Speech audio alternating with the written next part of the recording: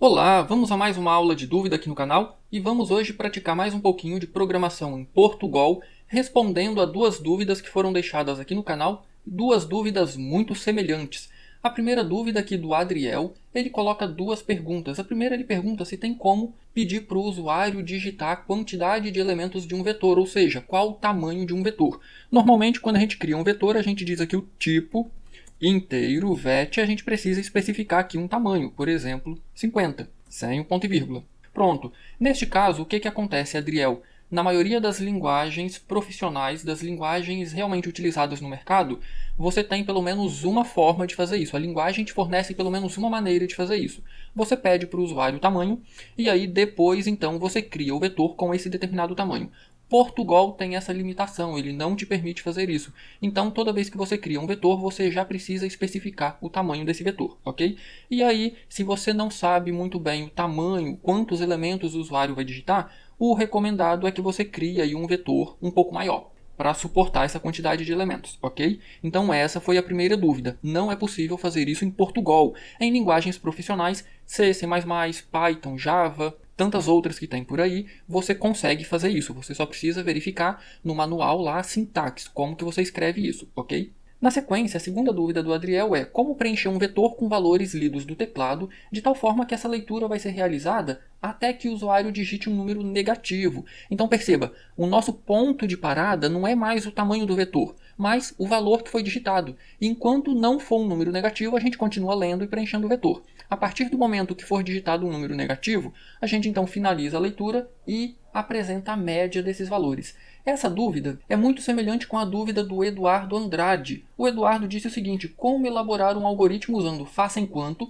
para ler uma sequência de salários, onde o término da sequência de salários é um salário menor ou igual a zero. Então perceba, também aparece aqui um número negativo. Ou seja, enquanto a entrada, o salário digitado, for maior do que zero, eu continuo fazendo a leitura. Quando for digitado um número negativo ou zero, a gente então finaliza a entrada. E nesse caso ele não quer a média, mas ele quer o maior salário e o menor salário lido. Então eu vou fazer aqui apenas um exemplo apresentando essas duas dúvidas, como fazer esse tipo de leitura, e aí no final a gente vai calcular a média dos salários, o menor e o maior salário, ok? Como a gente vai trabalhar com salário, o nosso tipo aqui então vai ser real. Eu vou chamar a nossa estrutura de VET, e aí olha só, eu não sei quantos salários serão digitados, eu vou criar aqui um vetor de tamanho 1000, ok? Então a gente pode ler até 1000 salários. Agora olha só, nossa condição de parada é quando for digitado um valor negativo ou igual a zero, certo? Então eu não sei quantos elementos serão lidos. Se eu não sei quantos elementos serão lidos, então nós vamos utilizar aqui a nossa estrutura faça enquanto. E aqui dentro nós teremos então um teste, uma condição que a gente precisa verificar. Nós vamos precisar aqui de uma variável inteira. Então, inteiro i, esse i será inicializado com zero. Por quê? Esse i aqui é a variável que eu vou utilizar para acessar o nosso vetor. Eu estava programando em C, C finaliza com ponto e vírgula, Portugal não. Perceba que aqui também eu coloquei. Pronto, não tem ponto e vírgula. Então esse i a gente vai utilizar para acessar o nosso vetor. Eu vou criar aqui uma outra variável chamada salário.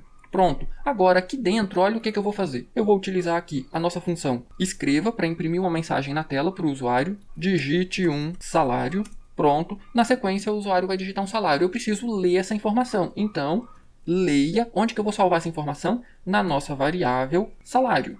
Pronto, percebe? Eu pedi para o usuário uma informação, eu li e salvei na variável salário. Agora, olha só, eu quero salvar essa informação no vetor apenas se ela for maior do que zero. Como que eu faço isso? Eu preciso de um teste aqui. Olha só, se salário for maior do que zero, então a gente vai salvar essa informação no nosso vetor. Olha só, VET na posição i, por isso que eu precisei inicializar i com zero. Olha, a primeira posição válida do nosso vetor é a posição zero. Então, VET na posição i recebe salário, e aí eu preciso incrementar. Perceba, a gente não está utilizando a estrutura para. Na estrutura para, ela própria lá dentro já incrementa o i para a gente. Quando a gente faz o i++, a condição inicial, a condição de parada e o incremento.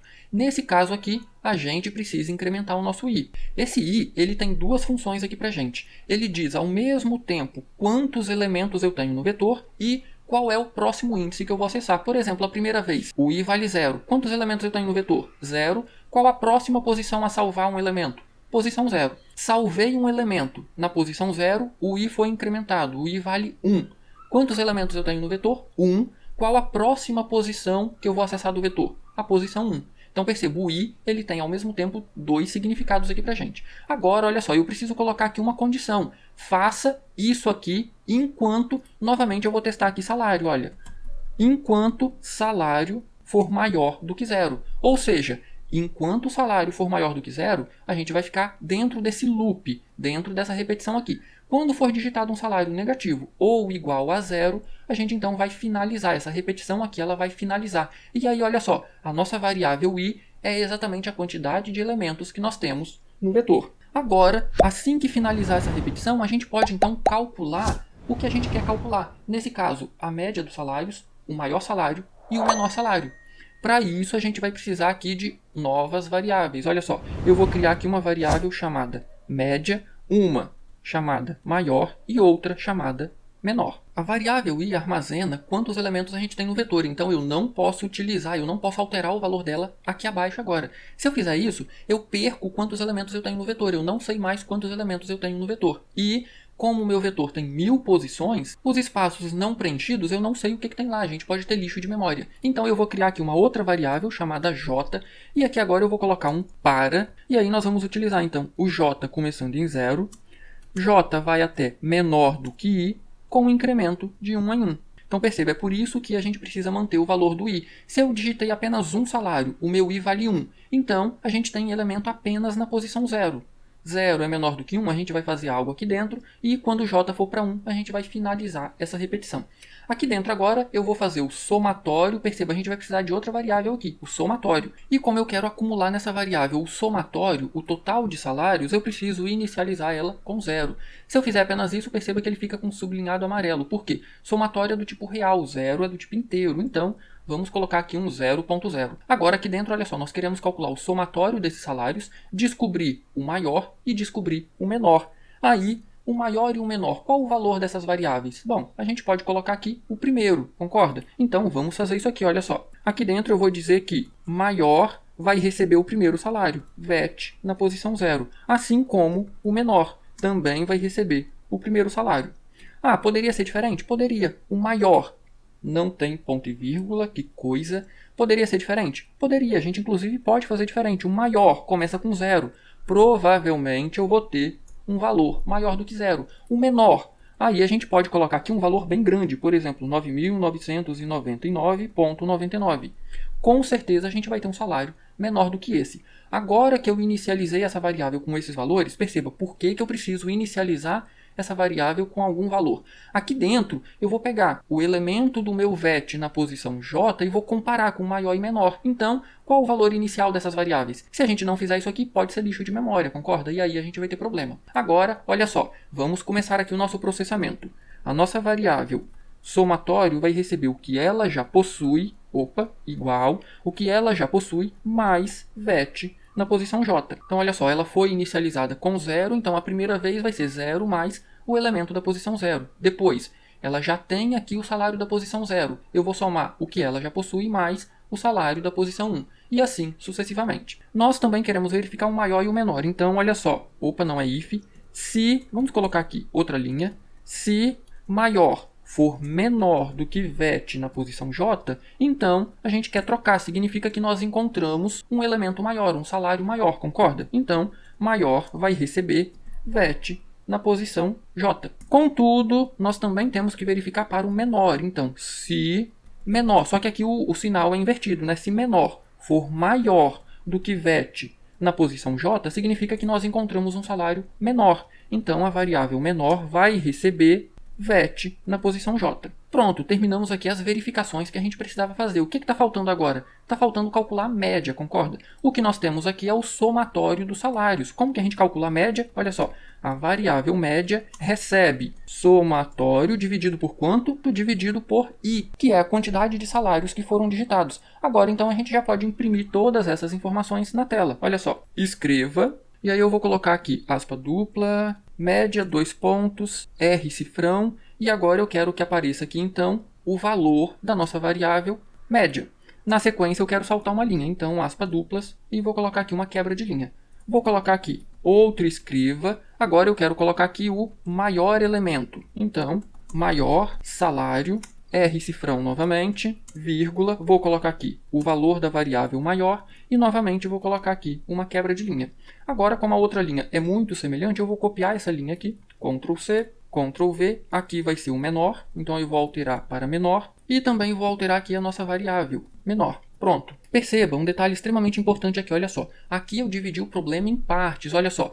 Eu fiz a leitura de dados, eu fui preenchendo o nosso vetor e apenas depois eu fiz uma repetição para somar os valores, descobrir o maior e descobrir o menor. Ah, tem uma forma diferente de fazer isso? Claro que tem. Todo esse trecho aqui, olha só, para fazer o somatório dos valores, para descobrir o maior e para descobrir o menor, eu poderia colocar aqui dentro desse se, olha só. Se o salário for maior do que zero, eu salvo ele no vetor, eu acumulo na nossa variável somatório, eu verifico se ele é maior do que o valor da variável maior e eu verifico se ele é menor do que o valor da variável menor. Então, todo esse trecho aqui poderia ficar aqui dentro desse nosso teste, do nosso se, ok? É outra forma de fazer isso. Mas aqui eu vou deixar como está. A gente faz a leitura, depois a gente percorre o vetor, apenas a parte preenchida, para então calcular esses valores e depois imprimir aqui na tela.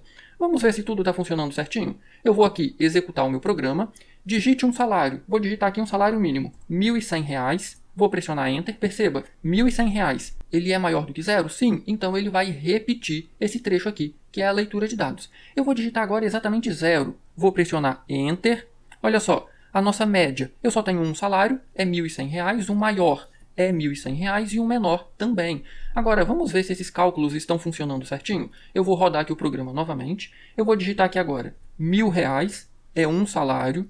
Eu vou digitar aqui novamente R$ 1.000 e agora eu vou digitar zero. Então, olha só, a média é 1.000. Eu tenho dois salários de R$ 1.000, então 2.000 dividido por 2 dá R$ 1.000. O maior é 1.000, o menor também é 1.000. Vamos com valores diferentes agora. R$ 1.000, pronto. O outro, R$ 500. E agora eu vou digitar então um número negativo, menos 10. Pronto, olha só, a média, 750, 1.000 mais 500, 1.500 dividido por 2, 750. O maior salário é 1.000, o menor salário é 500. Vamos agora digitar mais valores. 1.100, 5.400, 550, 295, menos 10. Então agora nós temos aqui a média, que é o somatório desses 4 salários aqui, dividido por 4, o maior salário, 5.400, o menor salário, 295. E aí, Adriel e Eduardo, deu para esclarecer, deu para tirar a dúvida de vocês? Não só o Adriel e o Eduardo, mas você também que está assistindo essa aula,